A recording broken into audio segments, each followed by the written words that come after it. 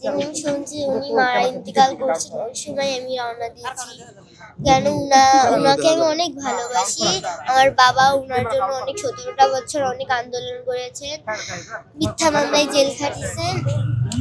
আর হচ্ছে আমার দেশনেত্রী বেগম খালেদা জিয়ার জন্য আপনারা সবাই দোয়া করবেন। তিনি একটাই কথা আমার, তিনি যদি জান্নাতবাসী হন, আর উনার রুহুর আত্মার জন্য আমি দোয়া কামনা করতে চাই। খবর শুনছি আমি টিভি থেকে শুনছি। তখন আমার মনটা ভাবছিলাম মনে হয় এটা সত্যি না মিথ্যা নিউজ। পরে দেখি কি ওটা হচ্ছে সত্যি নিউজ। ওই সময় আমি অনেক কান্না করছিলাম দেশনেত্রী বেগম খালেদা জিয়ার জন্য, অনেক কান্না।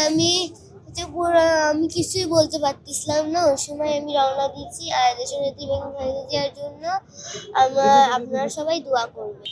ভালো লাগে, অনেক ভালো লাগে। কেন উনি একটা অনেক ভালো মানুষ।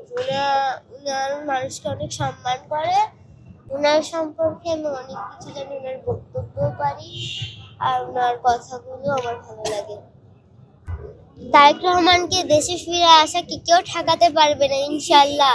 তিনি যেদিন বাংলা মাটিতে ফিরবেন ওই দিন জিয়ার বিমানবন্দরে লক্ষ কোটির মানুষ তাকে বরণ করতে যাবে। আমার দেশের বাইরে আমার কোনো কিছুই নেই। আমি দেশের বাইরে যাব না। দেশের বাইরে আমার কোনো কিছু নেই। দেশই আমার ঠিকানা। এই দেশের মাটি ও মানুষই আমার সবকিছু। কাজে আমি দেশের বাইরে যাব না। আমি শুধু বাংলাদেশের নির্দিষ্ট নেত্রী নয়, আমি সারা বাংলাদেশের নেত্রী।